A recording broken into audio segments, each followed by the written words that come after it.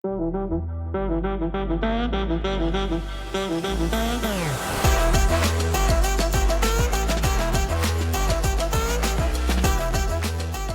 friends, welcome to the Campus Ministry Today podcast. My name is Clayton Boyd and I'm your host, and I'm joined today with good friend and mentor, Steve Shadrach.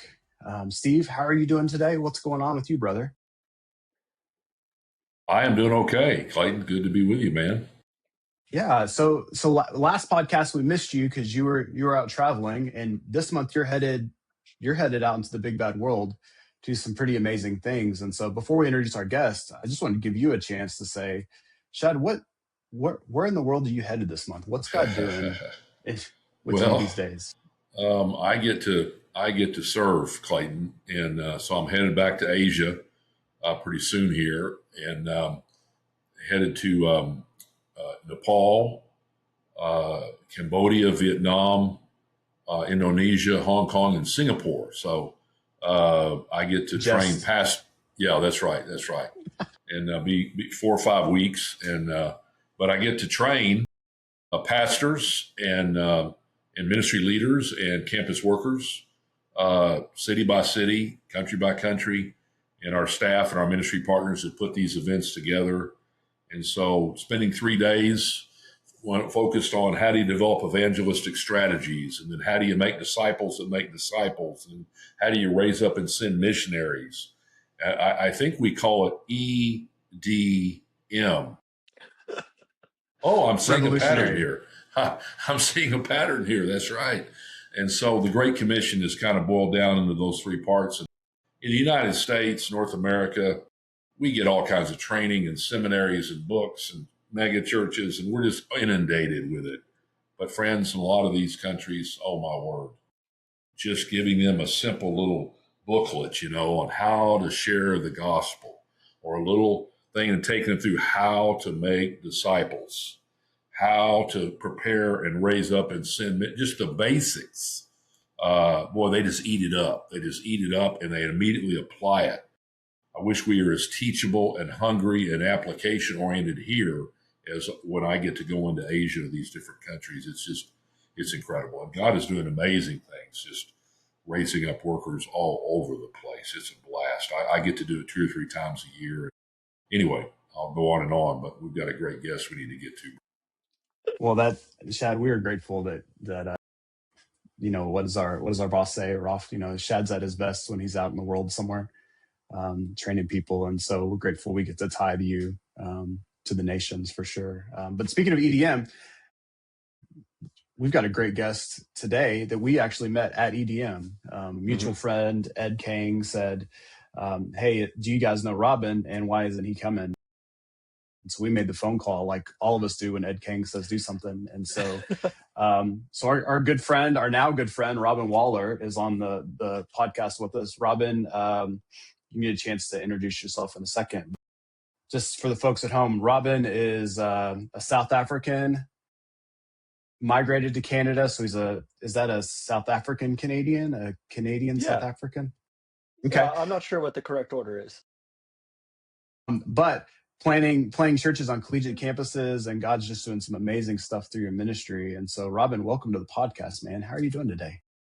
Oh, I'm pumped. It's so good to be here. I feel like I'm with legends. So really, it's an honor, and excited to see what we get to talk about. That's great. A legend in our own mind. I mean, our own time. That's right. That's right. Locally famous. That's right. A prophet has no honor in his own country.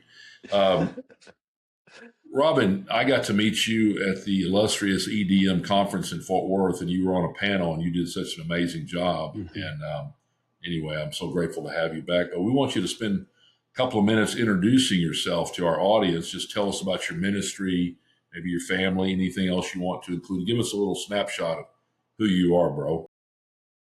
Yeah, thanks, guys. So I'm really just an ordinary guy. I love Jesus. I'm blessed to know him and walk with him. But when I was 17 years old, I headed off to university and really felt the Lord calling me as a missionary to the campus.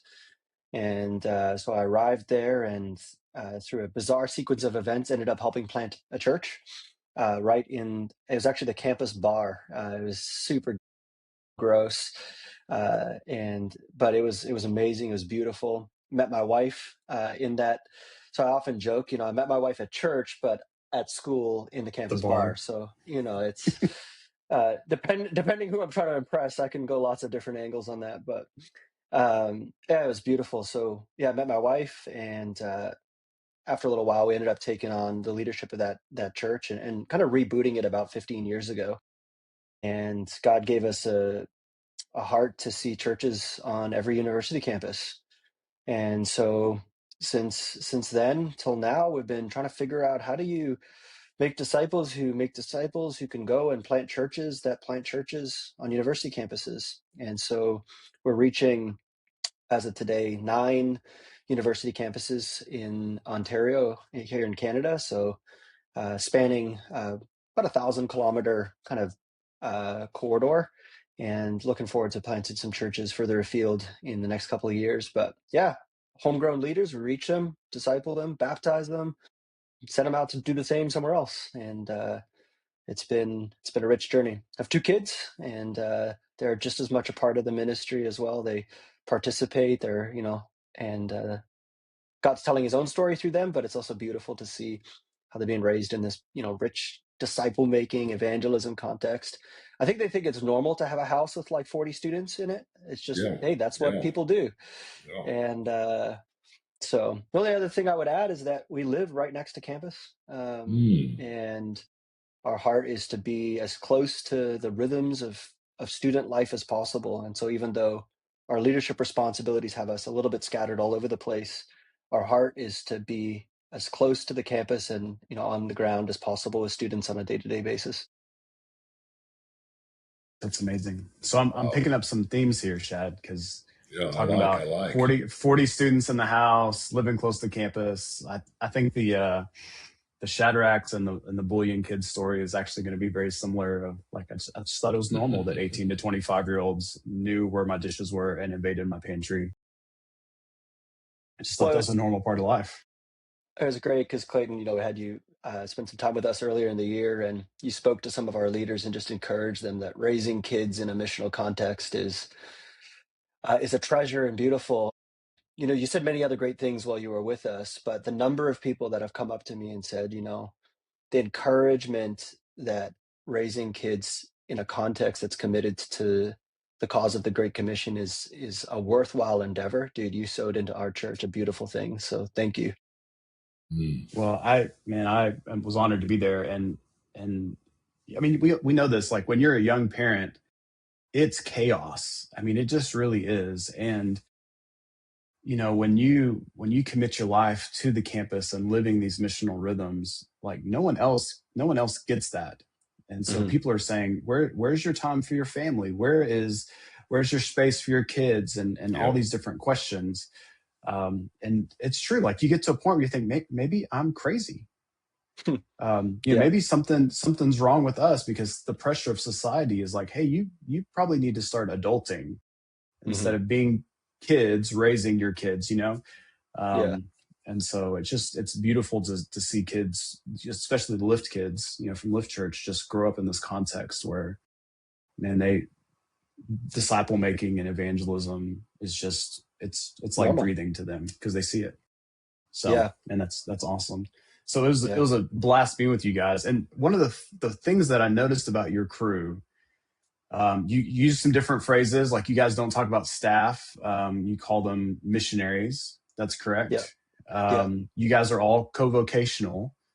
And kind of the engine that you guys plant is this concept you call simple churches. Hmm.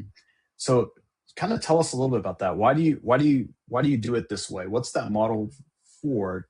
What are you seeing God doing that? So it kind of, on the co-vocational side, it goes back to when my wife and I started leading. I was working as a software engineer. My wife was working in publicity, and our church didn't have any resources. We were really small, and we just said, "Hey, we'll just serve and lead our church, and we don't need to be paid." And it meant that our our contribution to the church was that we just love this. We love these people. It wasn't our jobs. Now I'm blessed. It kind of is my job, but it's never really felt like my job. Um, but what it did is it created a context or a culture in our church where everyone had to contribute to the mission. Like everyone was a part of the mission because there were no staff to carry it. Like we had zero staff. So that means that we had to share the load together. And what happened was, as we were wrestling through, like, how do we plant lots of churches? We were trying to figure out, like, how do we make this scalable, sustainable, financially viable on the campus? And we realized that there's this beautiful sort of secret sauce that we accidentally discovered, which is that you just get everyone to contribute. um, and it sounds so obvious and so, like it's right there, but it's true. So instead of building off staff teams, we said we're going to start by training and deploying people with full-time jobs to make disciples on the university campus. And uh, that was like where the whole co-vocational thing came out of. And so now our church planters, they all have full-time jobs. You just send them to campus and they build a team, and that team has full-time jobs. But it means that everyone's a part of the mission. Everyone's involved. Everyone has a stake in it, and it's no one's job.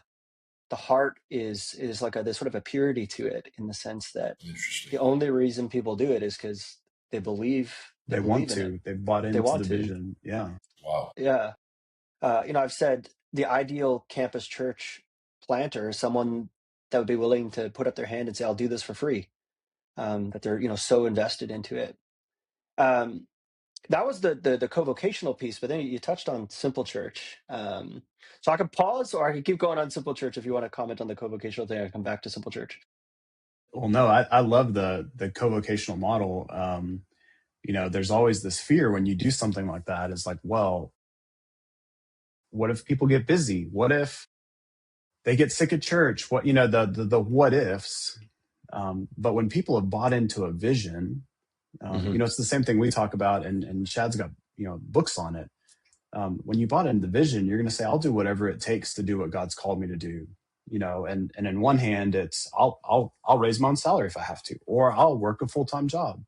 And when you've bought into the vision, and when your people have bought into the vision, you're no longer having to have the I need financial control over you to keep you here kind of thing. Exactly. Yeah. And so there's a freedom and a beauty in that. That's pretty amazing. Yeah, exactly. And there's a sense in which it's like, this is our thing, like we're doing this together. And so, yeah, people do go through seasons where there's busy and work is demanding and it's hard. And there's grace for that. There's grace through the seasons of life. But because there's this sense of like, this is what our church family is invested into, there's this like built-in accountability. Like peers keep each other accountable from drifting too far, and say like, hey, we're brothers and sisters in arms. Let's do this together. And so it takes a lot of work to build that kind of commitment and those deep relationships. And it's taken us, well over a decade to get there. But now that we're kind of there, it's really been worth the battle. This is fascinating to me. It creates quite the model, I think, to those students. In some ways, a full-time Christian worker who's gone out and raised their support, now doing this full-time, sounds very spiritual, sounds, very, effective. It can be, it is, but it's not, for the majority of those students, that's not the role they're going to be playing once they graduate. And so you're saying, no, we all have jobs, and we're doing this because we want to. We're operating from the want to, not the ought to. What's that sick joke, Clayton, where, the full-time Christian workers, they're good, but these volunteers, these co-vocationals, they're good for nothing. Oops. No, that's not a good way to put it, I don't think. No, I love that. I respect that. And it's multipliable. It's scalable, and it really solicits a lifetime of commitment and sacrifice from just normal people. Give me a one sentence definition for our listeners, those who are watching, seeing our beautiful faces today, Robin, of what a simple church is. Tell us what that is. Kind of a capsule, if you would. Sure. A simple church is a small church that is made up of disciples, where people can build relationships focused on Jesus. and learn to disciple others. Okay. It's pretty simple. So There's a period there. Full stop yeah. with a period, huh? Okay. You said one sentence. Yeah, I Yeah, said you said one Shadrach. sentence. You said one sentence. Come on. Well, we in Arkansas, where our intergalactic headquarters here, we got to keep things simple, right? And so I appreciate the concept of a simple church. Yes. Well, bro, tell us about the training. If some of our listeners here wanted to say, "Gosh, I live near a campus," or I wanted to start a church, or the training. Tell us about the training and what it takes for someone to lead one of these simple churches. Yeah, so I think it really goes to when I say small, small church, what do I mean by that? Where does that come from? And, in the way we think, a small church is really like the church as a whole is the outflow of evangelism and discipleship. So Jesus didn't send us to go plant churches, he sent us to go make disciples. And when we're faithful with evangelism and discipleship, it leads to healthy churches. And so we kind of stripped it back and said, how could we think about church planting and starting churches and even being the church from an evangelism and discipleship first standpoint? Like start there. If we're faithful with those, we'll end up with these beautiful local churches. And so everything that we do in Simple Church is built around the question of how do we get people to engage in evangelism so that they can know Jesus and then be discipled so that they can ultimately make other disciples. So to your question on training, what we've learned over the years is actually a little phrase from back in my athlete days when I was an athlete and used to ride bikes, and we would say, slow is smooth and smooth is fast. And so we've just learned like it takes time to disciple people and to raise leaders and to do a good job. Like if we tried to rush it, like we tried to do it in the past in like 3 months, let's train up a leader and send them out. We've just learned like let's go slow, let's disciple them properly. You can't multiply disciples if you've never been discipled. It took Jesus 3 years. It takes us about 3 years to really train up a leader. And so we kind of break the training into two parts.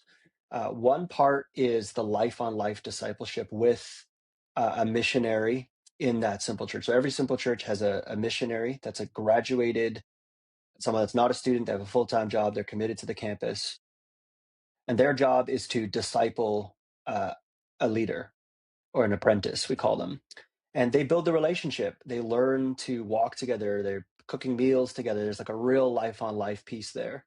And that leader takes them through a resource we wrote called Living Sent, which is similar to other resources out there. You might know of one like Fueling the Flame. And We're a fan. I think you know that one. It's a very similar kind of concept, like an introductory discipleship resource, laying out like what is the gospel, who are you in Christ, what is the Great Commission, just really foundational stuff so that everybody's building on the same foundation. Good.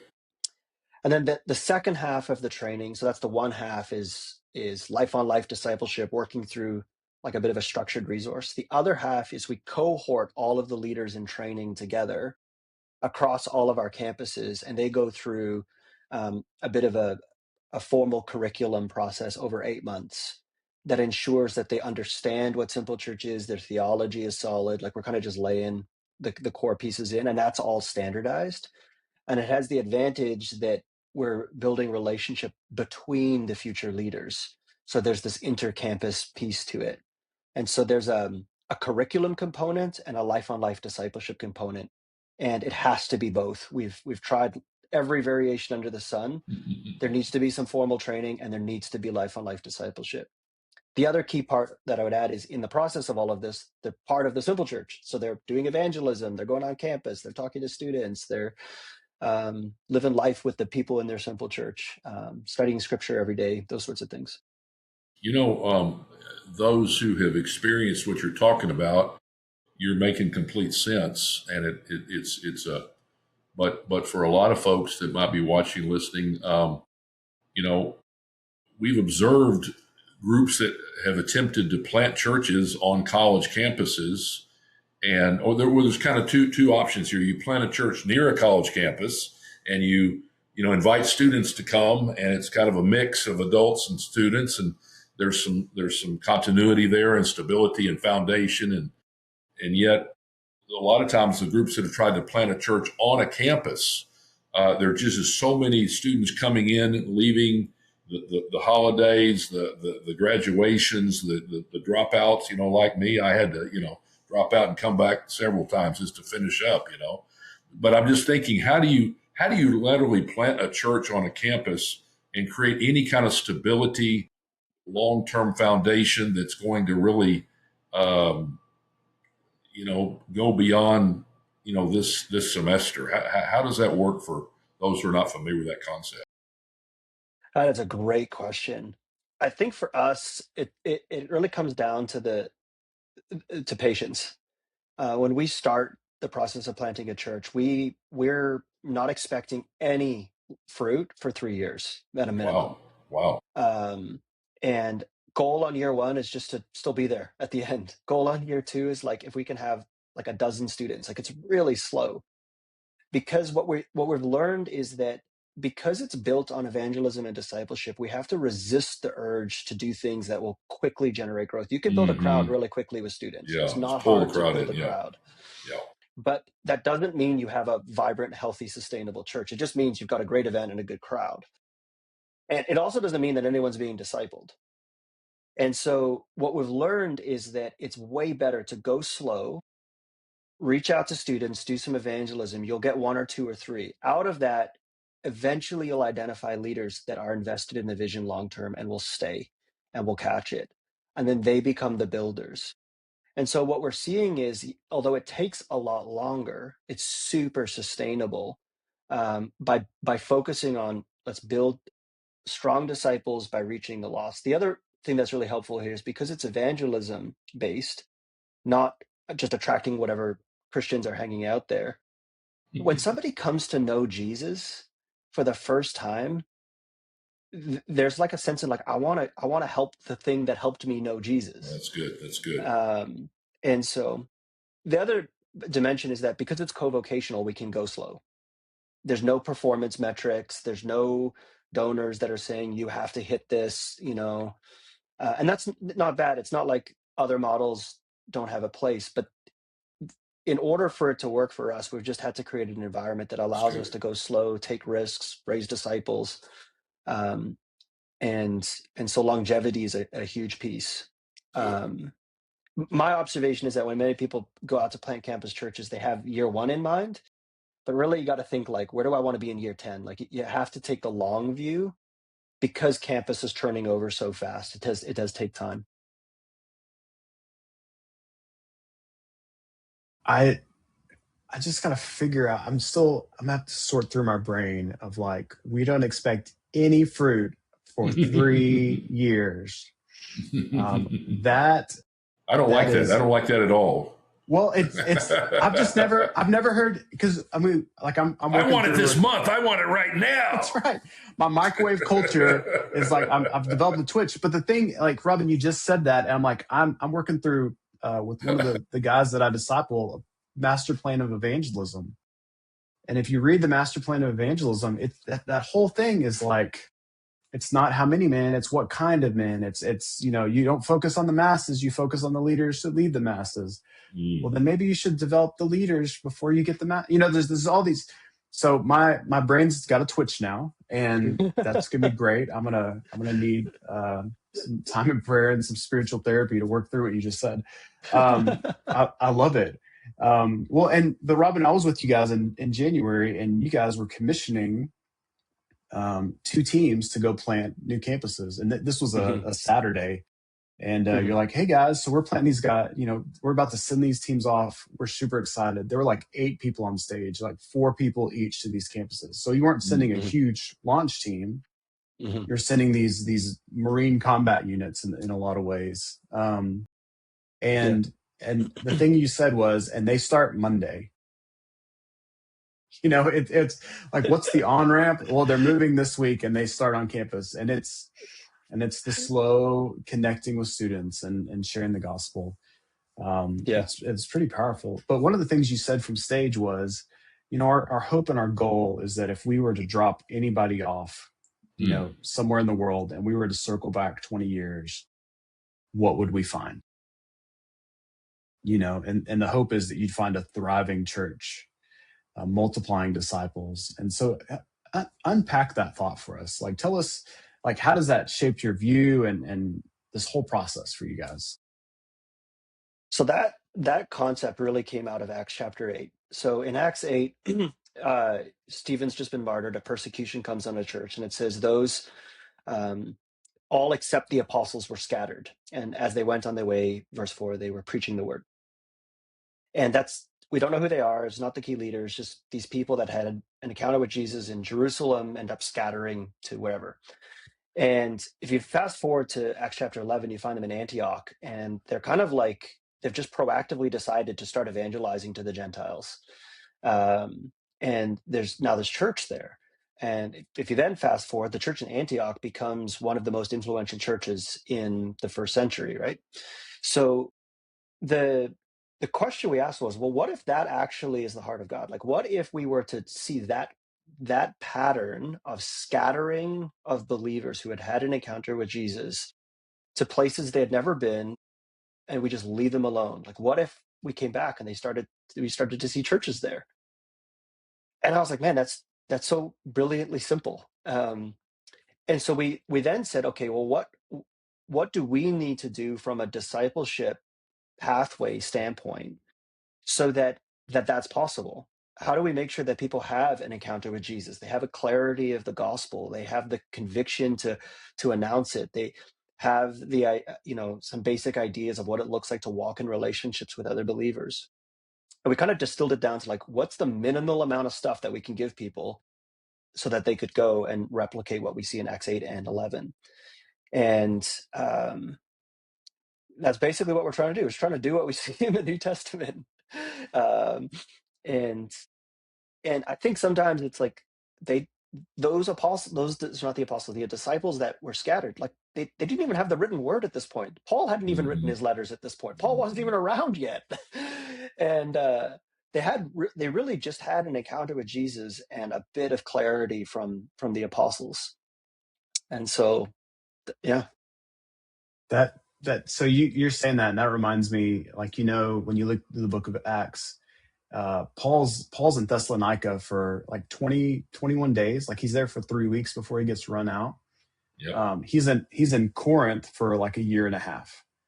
But if you read First and Second Thessalonians, like, he opens up, like, he's there for 3 weeks, right? It's like he drops in 3 weeks in the semester, gets run out of town, and he writes back to them. And that opening chapter of Thessalonians is like, man, I've got nothing else to say to you. The gospel's rung out all over Macedonia and all these different places. I'm so impressed, like, what God's doing. I give thanks to you all the time. 3 weeks. It's like, what was that living sent curriculum? Like, what went down in those 3 weeks? Like, and it was this radical encounter with the Holy Spirit and with Jesus 100%. Yeah. that launched these disciples on a trajectory. And then you look at Corinth, and he's there for a year and a half, and it looks like the church on spring break. It's just chaos over there. Yeah. So, but it's just, you saying that reminded me so much of, like, man, this is what we saw in Thessalonica in the book of Acts. Well, the part that's, I think, so fascinating to me about church planting in the New Testament is that Paul is really just going around and encouraging the people that are already doing the work. Like, he reaches people, he builds them up, but there's these unnamed believers that are just being faithful on the ground. And I think sometimes we're like, well, I'm not Paul. I'm like, well, that's right, I'm not Paul. Like, I don't have the intellect or the calling or the crazy story of Paul.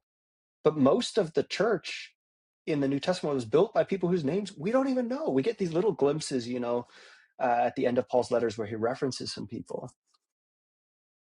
And so it's like, what if everyone was to receive the invitation to carry the Great Commission with conviction, and we were to simplify the way we think about church planting, especially on campus?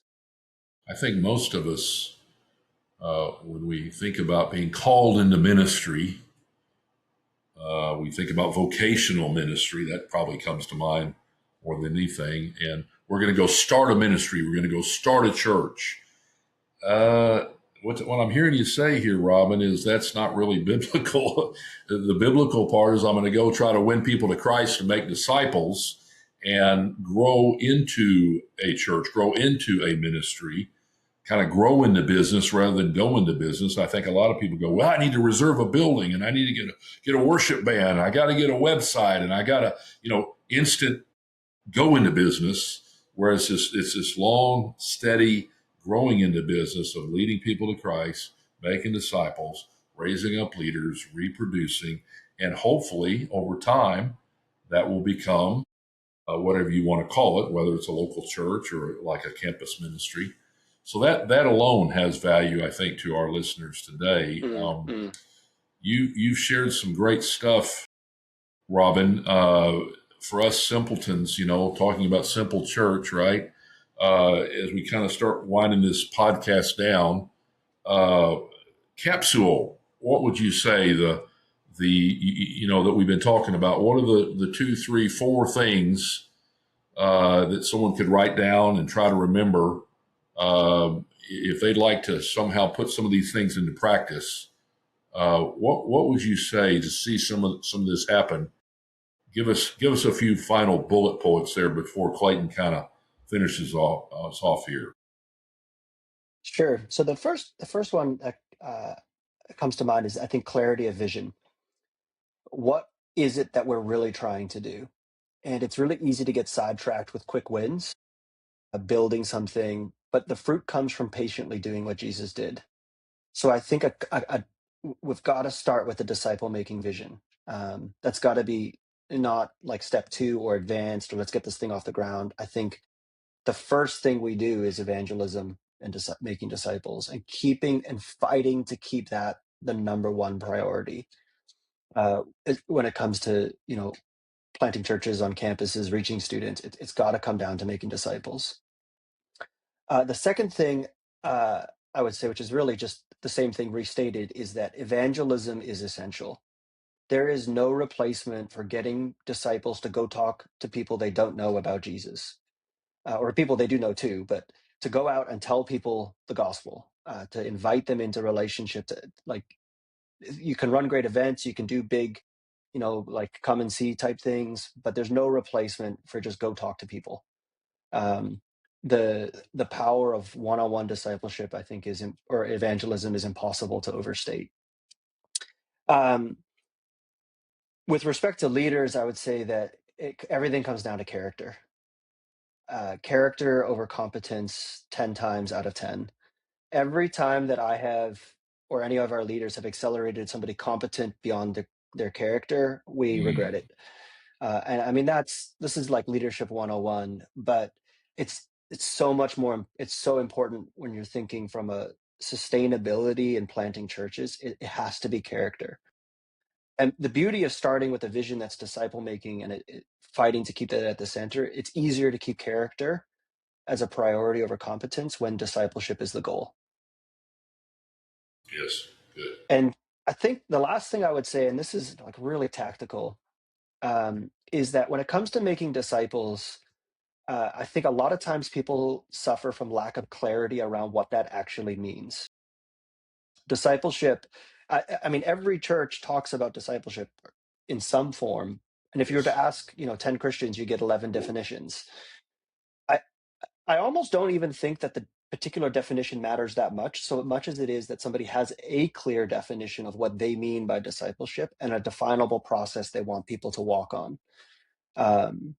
That taking the time to articulate and define what is discipleship, how is it going to function in this context, what's the steps we want people to take, is really instrumental, especially when you start to scale beyond 5, 10, 15, 20 people. Process is really important. And then one final thought. You said 4, I'm going to give you 5. The final thing I'd just maybe close with is that everything moves at the speed of relationships in discipleship contexts. And so trust is king. And so if we want to go farther together, if we want to go faster together, we have to go deeper together. And that we can only go as far and as fast as our relationships will allow us to go. And so oftentimes when there's friction in teams or there's challenges getting something working, it's an indication that we actually have to go back and go deeper on the relationships, deeper on the trust, so that we can take big risks and big swings for the kingdom together.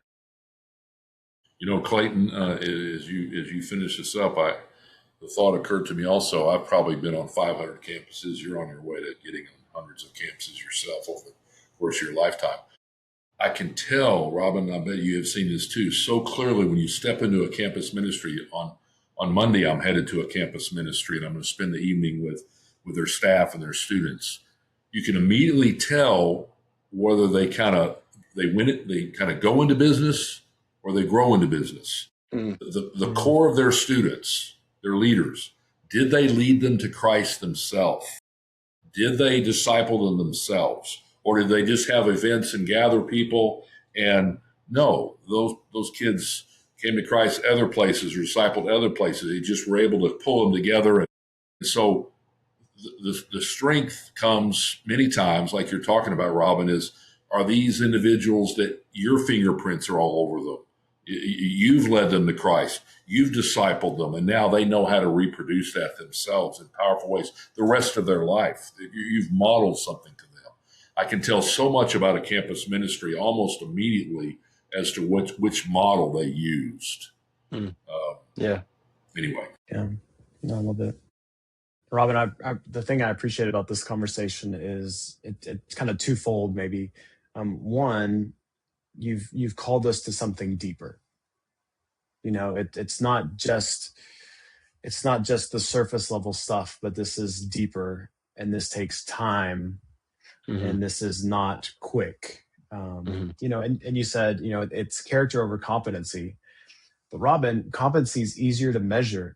You can do that quicker, Character requires you to do this life on life. I've sat with you in the good times and the bad times and the hard times. Competency, you can eyeball it. And so I appreciate you calling us to something deeper. But at the same time, the thing I love is that you just basically took this whole Christian life, making disciples, planting churches, planting ministry, and you've just taken it and you've put it on the bottom shelf for everybody to get some. Exactly. And so it's for everybody, and it's more than we could ever thought it was, according to Scripture. And so, man, I appreciate you sharing your wisdom, your experience, man. I appreciate the work of God in your life. You also, just so people listening know, you write about stuff like this like once a week, right? Yep. Every Monday, I get an email from you every Monday on your most recent article. And so we'll be sure to drop that link in the show notes and some other resources, that what it means to multiply leaders. And so, man, Robin, thank you for making time and spending time with us all the way from Toronto. This means a lot. Thanks, or Hamilton. Sorry, Hamilton. I thought it was Greenland. No? No. Oh no, we almost got out of here with that Greenland joke. So the friends, now that you've heard everything, man, we hope we hope it's a beautiful day on campus wherever you're at. We hope that and you are in a space where you're getting to share the gospel with students, make disciples of students, and see students sent out to the nations. And so if you've enjoyed this podcast, we'd encourage you to subscribe to get further episodes, but also check out viastudents.org, where we've got a ton of resources and tools to help you grow in your EDM where you're at. And so we appreciate you guys. And until next time,